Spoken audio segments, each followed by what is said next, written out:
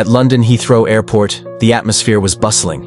Travelers chatted, suitcases rolled noisily, and announcements echoed through the speakers. James, a single father, stood in the first-class cabin, ready to settle into a plush seat. He could hardly believe he was there. A mechanic from Hackney, he hadn't flown in years. James was a widower, raising his 10-year-old son, Oliver, alone after losing his wife, Emily, to illness. This trip was special. An airline, Sky London, had launched a program called Courage Rewarded, honoring ordinary people who overcame hardships. James, who worked 6 days a week in his garage, had been selected. He'd been gifted a first-class ticket for an overseas trip. "Champagne, sir?" an air hostess asked with a smile. "Just water, thanks," James replied, a bit intimidated. He pulled out a worn photo of Emily, laughing in their kitchen with a smudge of flour on her cheek.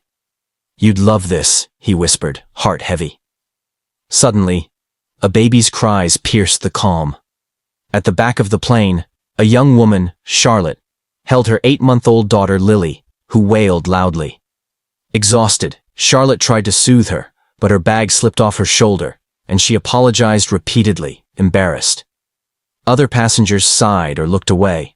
A hostess explained there'd been a mix-up. Charlotte had no seat with enough space for the baby in economy. "I can't hold her the whole flight," Charlotte said, voice trembling. James didn't hesitate. He stood and said calmly, "She can have my seat." The hostess looked surprised. "Sir, your seat's in first class." "I know," James replied, grabbing his rucksack.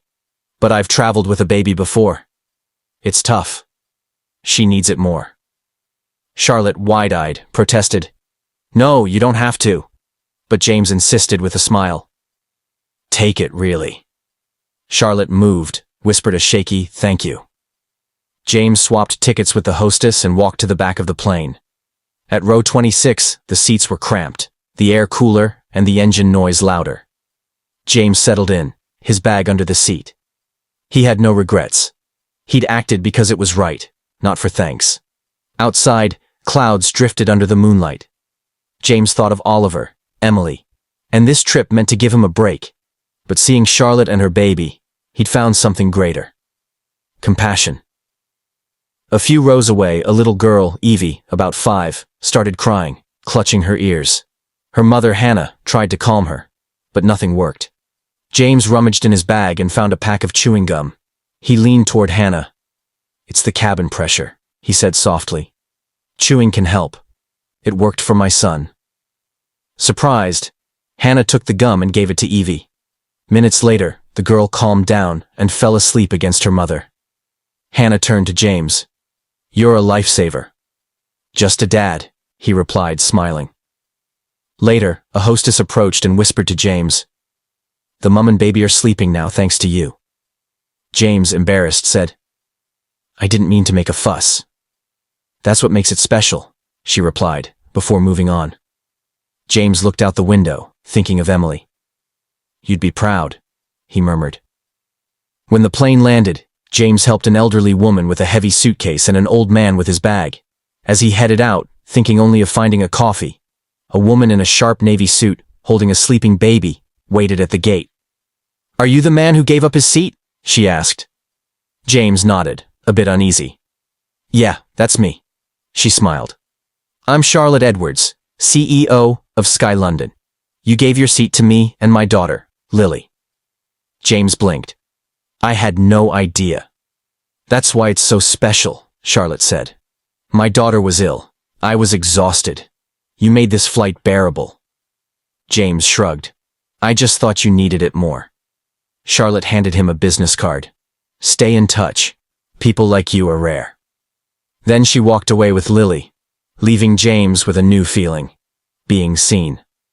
Back in London, James returned to his Hackney garage.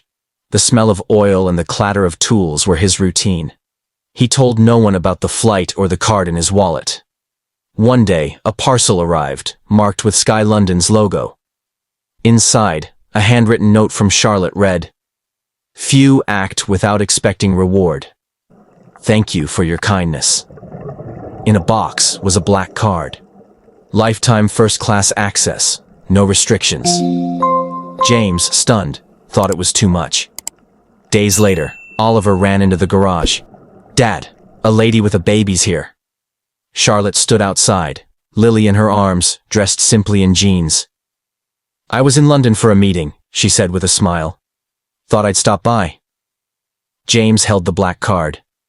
This is too much, he said. Charlotte shook her head. It's not just for the seat. It's for the example you set. My daughter will grow up knowing a kind man gave her peace. Lily offered a drawing. A plane, 3 stick figures, and, thank you, kind sir, in wobbly letters.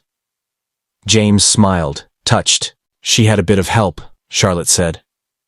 They talked for a while, then Charlotte left, leaving James with the drawing and a warmth in his heart. Weeks later, Charlotte returned to the garage with 2 coffees. Just passing through, she said, a bit shy.